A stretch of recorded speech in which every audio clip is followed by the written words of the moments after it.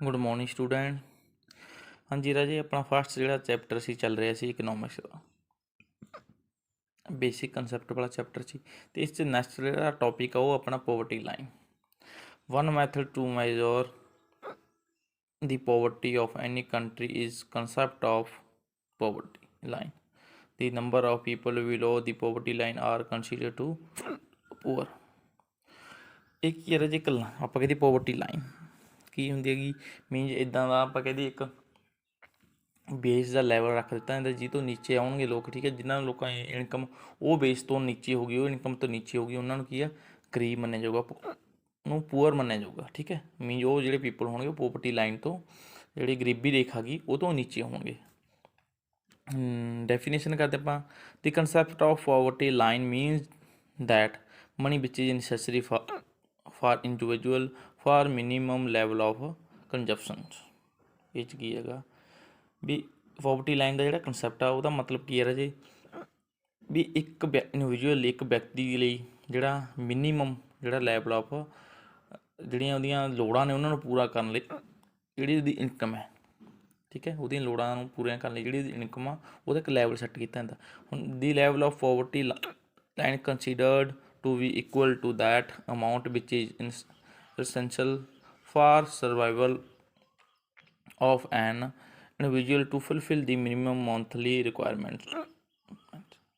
Minimum needs include minimum human necessities of food, clothing, housing, education and health etc. ਠੀਕ ਹੈ।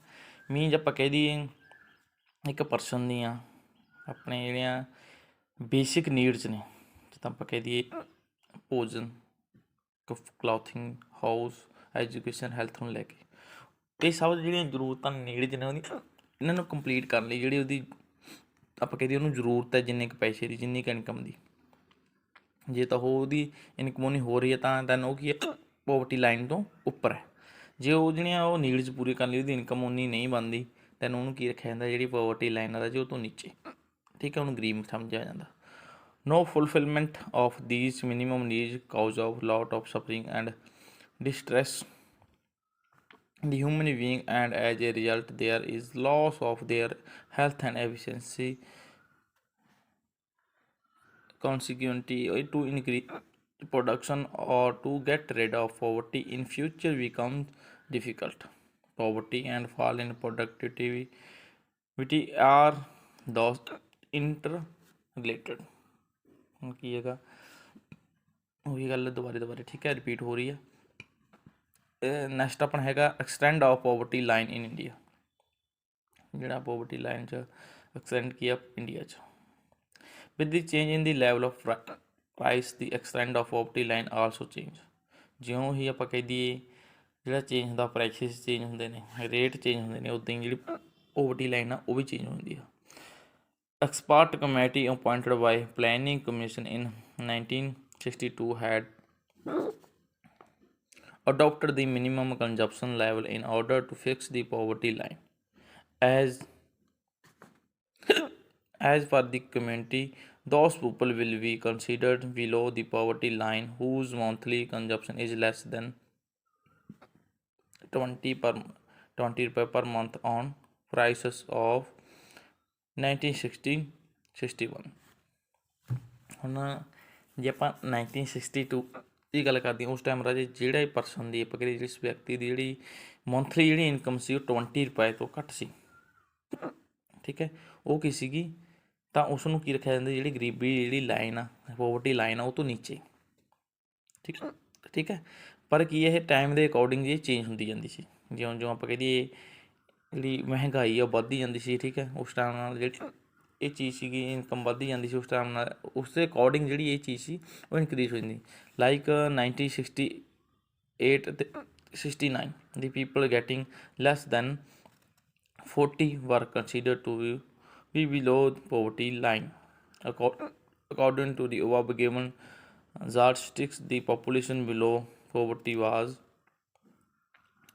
17.67 crore and 21.6 in the year 1960 to 61. And 1968 ਤੇ 69 ਰਿਸਪੈਕਟਿਵਲੀ। ਹੁਣ ਕੀ ਹੈ ਰਾਜੇ, ਦੇਖੋ ਜਦੋਂ ਆਪਾਂ 60 ਦੀ 60 ਤੇ 61 ਦੀ ਗੱਲ ਕਰਦੇ ਹਾਂ, ਉਸ ਟਾਈਮ ਮੰਥਲੀ ਇਨਕਮ ਕਿੰਨੀ 20। ਜੇ ਆਪਾਂ 68 ਦੀ ਗੱਲ ਕਰਦੇ ਹਾਂ ਉਸ ਟਾਈਮ ਕਿੰਨੇ ਦੀ 40। ਠੀਕ ਹੈ, ਮੀਨ ਜੇ ਇਹ ਇੱਕ ਲੈਵਲ ਰੱਖਦਾ ਹੈ ਤਾਂ ਨੀਚੇ ਵਾਲੀ ਜਿਹੜੀ ਇਨਕਮ ਹੋਈ ਸੀ ਉਹਨਾਂ ਨੂੰ ਪੋਵਰਟੀ ਲਾਈਨ ਤੋਂ ਨੀਚੇ ਸਮਝਿਆ ਜਾਂਦਾ ਸੀ। ਅਤੇ ਨਾਲ ਹੀ ਉਸ ਟਾਈਮ ਦੇ ਜਿਹੜੇ ਲੋਕ ਸੀ ਉਹ ਦੱਸਦੇ ਪੋਪੂਲੇਸ਼ਨ ਕਿੰਨੀ ਸੀ ਵੀ 17.67 ਸੀਗੀ, ਜਿਹੜੀ ਆਪਣੇ ਆਪਾਂ ਗੱਲ ਕਰਦੇ ਹਾਂ ਜਿਹੜੇ 60 ਤੇ 61 'ਚ। ਠੀਕ ਹੈ, ਅਤੇ ਜਦੋਂ ਆਪਾਂ ਗੱਲ ਕਰਦੇ ਹਾਂ 68 ਦੀ ਅਤੇ 69 ਦੀ, ਉਦੋਂ 21.6 on account of rise in cost of living index in year 1976 ਤੇ 77 the people were considered to be below poverty line. Those income was below 62 in rural areas and 71 in urban areas.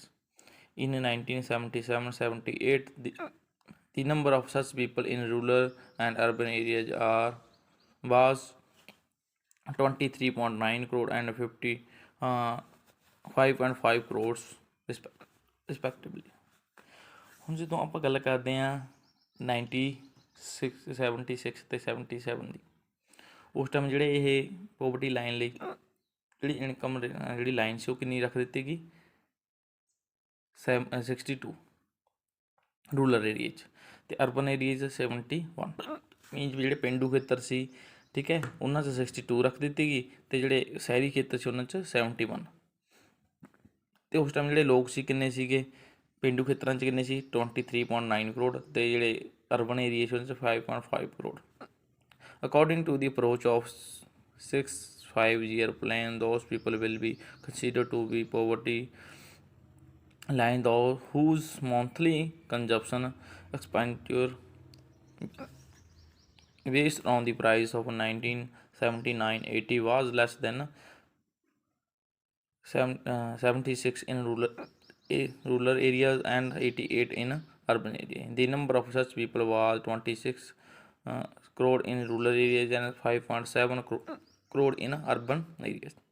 So 31.7 crore population was living below the poverty line in the entire country, according to the organized group under 6-5 year plan at 1984-85 prices and expenditure of 107 per person per rural areas and 122 per person for urban areas was considered to be poverty line.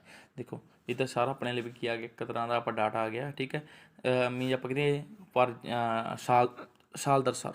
ਠੀਕ ਹੈ, means ਵੀ ਹਰੇਕ ਸਾਲ ਕੀ ਹੈ ਜਿਹੜੀ poverty line ਆ ਉਹ ਕੀ ਆ increase ਹੁੰਦੀ ਜਾਂਦੀ ਹੈ। ਕਿਉਂਕਿ ਜਿਹੜੀ ਇਨਕਮ ਇਨਕਰੀਜ਼ ਹੋਈ ਜਾਂਦੀ ਹੈ। ਠੀਕ ਹੈ, ਇਹ ਚੀਜ਼ ਕਰਕੇ। ਹਾਂਜੀ, ਨੈਕਸਟ ਆ ਜੀ growth rate.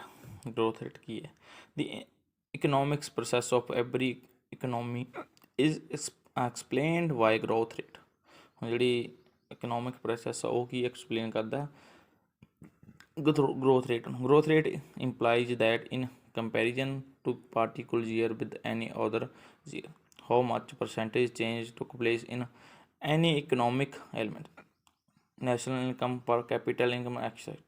Growth rate is always expressed in percentage. growth rate ਕੀ ਆ? ਹੁਣ ਮਤਲਬ ਕਿ ਆਪਾਂ ਕਹਦੀ ਕੀ ਤਰੱਕੀ ਹੋਈ ਆ, ਹੁਣ ਉਹ ਕਿਸ ਚੀਜ਼ 'ਚ ਕਿਵੇਂ ਮੇਜਰ ਕੀਤੀ ਜਾਊਗੀ? ਇਹ ਮੇਜਰ ਕੀਤੀ ਜਾਊ ਰਾਜੇ ਜਿਹੜੀ ਆਪਣੀ ਨੈਸ਼ਨਲ ਇਨਕਮ ਆ ਉਹਨੂੰ ਬੇਸ ਬਣਾ ਕੇ, ਜਾਂ ਪਰ ਕੈਪੀਟਲ ਇਨਕਮ ਵੀ ਉਹ 'ਚ ਕੀ ਚੇਂਜਿਸ ਆਏ ਨੇ। ਠੀਕ ਹੈ, ਡੈਫੀਨੇਸ਼ਨ ਕਰਦੇ ਹਾਂ। Growth rate is the percentage rate from which it is known that in comparison to 1 year how much percentage change has taken place in the national income or per capita income in any other year. ਹੁਣ ਇਹ ਕਿੱਦਾਂ major ਕੀਤਾ ਜਾਊਗਾ? ਮੀਨ previous year 'ਚ ਜਿਹੜਾ ਇਹ ਕਿੰਨਾ change ਆਇਆ ਸੀ, ਜਿਹੜੀ ਆਪਣੀ ਨੈਸ਼ਨਲ ਇਨਕਮ ਸੀ ਅਤੇ ਜਿਹੜੀ ਪਰ ਕੈਪੀਟਲ ਇਨਕਮ ਸੀ, ਉਹਨਾਂ ਦੋਨਾਂ 'ਚ ਕੀ ਚੇਂਜ ਸੀ ਪ੍ਰੀਵੀਅਸ ਈਅਰ 'ਚ। ਹੁਣ ਮਤਲਬ ਕਿ ਜਿਹੜਾ ਹੁਣ ਕਰੰਟ ਈਅਰ ਹੈ ਉਹ 'ਚ ਕੀ ਫਰਕ ਹੈ ਇਹਨਾਂ ਦੋਨਾਂ 'ਚ। ਠੀਕ ਹੈ, ਉਹ ਚੀਜ਼ ਨਾਲ ਮੈਜਰ ਕਰਕੇ ਇਹ ਕੱਢੀ ਜਾਂਦੀ ਹੈ। ਐਗਜ਼ਾਮਪਲ 'ਚ ਕਰਦੇ ਆਪਾਂ, ਦੀ calculation of growth rate is can be made clear with the help of an example. Suppose in 1996 per capita income is in India was 8,000. This increased to the 10,000 in 1997. The growth rate of per capita income can be achieved with the following method. Change in per capita income in 1997 as compared to 96. देखो ਜਿਹੜੀ 96 'ਚ ਕਿੰਨੀ ਸੀ ਇਹ 8,000 ਅਤੇ 97 'ਚ ਕਿੰਨੀ ਹੋ ਗਈ ਪਰ ਕੈਪੀਟਲ ਇਨਕਮ ਰਾਜੀ ਉਹ ਕੀ ਹੋ ਗਈ ਆਪਣੀ 10,000 ਠੀਕ ਹੈ। ਫਿਰ ਜਿਹੜਾ ਚੇਂਜ ਸੀ ਕੀ ਆਇਆ 2,000 ਦਾ ਠੀਕ ਹੈ 2,000 ਪਹਿਲਾਂ ਵੱਧ ਗਿਆ। ਹੁਣ ਜਿਹੜੀ ਓਰੀਜਨਲ ਪਰ ਕੈਪੀਟਲ ਇਨਕਮ ਸੀ ਉਹ ਕੀ ਸੀਗੀ 8,000 ਠੀਕ ਹੈ। ਹੁਣ ਪਰ ਕੈਪੀਟਲ ਇਨਕਮ ਗਰੋਥ ਰੇਟ ਕੀ ਹੋ ਗਿਆ ਦੇਖੋ ਆਪਾਂ ਪਰਸੈਂਟੇਜ ਕੱਢਣੀ ਆ ਤਾਂ ਆਪਾਂ ਲਿਖਾਂਗੇ ਜਿਹੜਾ ਚੇਂਜ ਇਨ ਪਰ ਕੈਪੀਟਲ ਜਿਹੜਾ ਚੇਂਜ ਆਇਆ ਕਿੰਨਾ ਸੀ 2,000।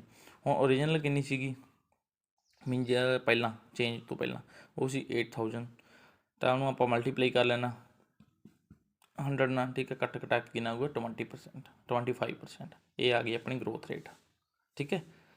ਇਹ ਆਪਣਾ ਜਿਹੜਾ ਅੱਜ ਦਾ ਟੌਪਿਕ ਸੀ ਗਰੋਥ ਰੇਟ ਵਾਲਾ ਅਤੇ ਜਿਹੜਾ ਆਪਣਾ ਹੈਗਾ ਸੀਗਾ ਪੋਵਰਟੀ ਲਾਈਨ ਵਾਲਾ ਠੀਕ ਹੈ। ਇਹ ਦੋ ਟੌਪਿਕ ਸੀ ਅੱਜ ਦੇ। ਆਈ ਹੋਪ ਤੁਹਾਨੂੰ ਚੰਗੀ ਤਰ੍ਹਾਂ ਕਲੀਅਰ ਹੋਏ ਹੋਣਗੇ। ਫਿਰ ਵੀ ਜੇ ਕਿਸੇ ਬੱਚੇ ਨੂੰ ਇਹਦੇ 'ਚ ਕੋਈ ਡਾਊਟ ਆ ਤਾਂ ਤੁਸੀਂ ਉਹ ਮੇਰੇ ਨਾਲ ਕਲੀਅਰ ਕਰ ਸਕਦੇ ਹੋ।